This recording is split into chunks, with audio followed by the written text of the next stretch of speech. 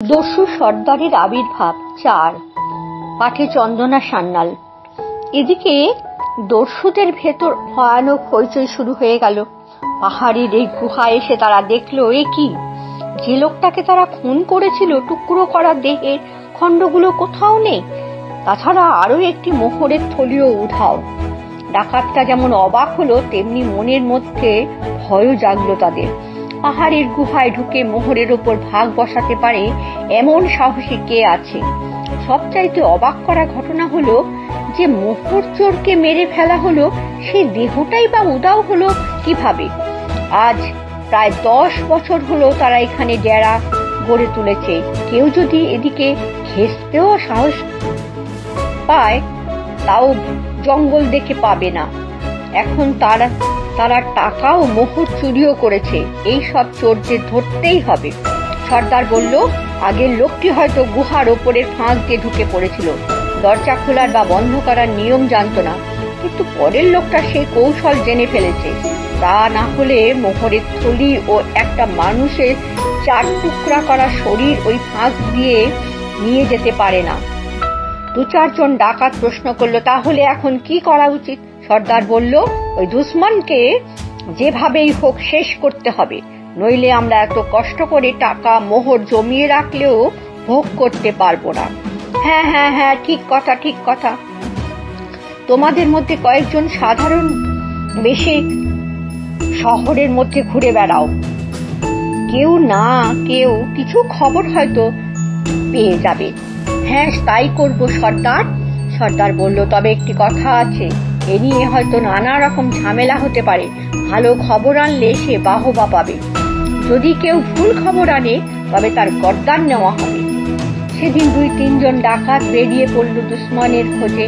নানা অলিতে গলিতে, দোকানে বাজারে তারা ঘুরে বেড়ায়। নানা লোকের কথাবার্তা আড়ি পেতে শোনে, তবু কোনো সঠিক খবর পায় না।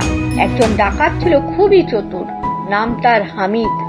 সে জানতে পারল মুচিপাড়ার এক বুড়ো মুচিকে নিয়ে রাত্রিবেলায় চোখ বেঁধে শহরের এক বাড়িতে নিয়ে যাওয়া হয়েছিল। তাকে মোহর দেওয়া হয়েছিল।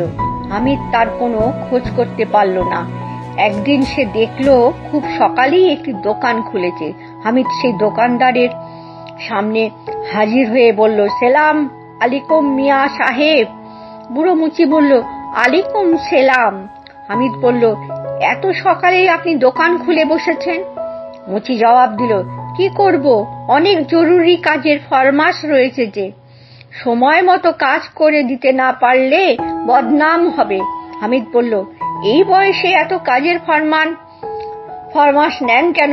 মোস্তাফা বলল, কি করব, সবাই আমার কাছে জুতো বানাতে চায়। এই বুড়ো মুস্তাফার কাজ ছাড়া তাদের আর কোনো কাজ পছন্দ হয় না। হামিদ বলল, ও, আপনিই বুঝি মুস্তাফা? আপনার নাম কত শুনেছি, আজ আপনাকে চোখে দেখলাম। মুস্তাফা খুশিতে গদগদ হয়ে বলল, বসুন বসুন, তামাক খান, এই নিন। এই মাত্র তামাকটা সেজেছি। হামিদ বলল, আপনি আগে খান। মুস্তাফা বলল, না না না না, আপনি অতিথি, আপনি আগে নিন বলে হুঁকোটি হাত বাড়িয়ে হামিদকে দিল। হামিদ কয়েকটা টান দিয়ে সেটা ফেরত দিল মুস্তাফাকে। হুঁকোতে টান দিতে দিতে মুস্তাফার খুব আমেজ এসে গেল। বলল, এই বুড়োর সেলাইয়ের কাজ দেখে কেউ অপছন্দ করতে পারে না। এই তো সেদিন আমাকে আস্ত একটি মানুষকে সেলাই করতে হলো। কথাটা শুনে আমি চমকে উঠল, মনে মনে খুশিও হলো খুব। ভাবলো, এবার তাহলে মোহর চোরের সন্ধান মিলবে। হামিদ বলল, মানুষ সেলাই, সে আবার কি গো? আপনি শুধু জুতো সেলাই নয়, মানুষ সেলাইও করতে জানেন আপনি? আপনার মতো কারিগর দুনিয়ায় নেই। এবার মুস্তাফার হুঁশ হলো, সে কথাটা ঘুরিয়ে নিতে চাইলো।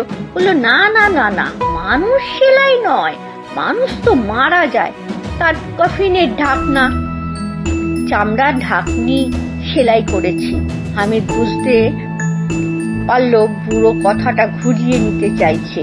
সে মুস্তাফার হাতে 2টি মোহর দিয়ে বলল, যে বাড়িতে কফিনের ঢাকনি সেলাই করেছিলে সেই বাড়িটা আমাকে দেখিয়ে দেবে। মোহর হাতে পেয়ে বুড়োর মাথা ঘুরে গেল। মনে মনে ভাবলো, ভারী তো মজার ব্যাপার, দেখা যাক না আরো মোহর পাওয়া যায় কিনা। সে বলল, সেই বাড়িতে যাবার পথ তো আমি চিনি না, আমাকে তো চোখ বেঁধে নিয়ে যাওয়া হয়েছিল।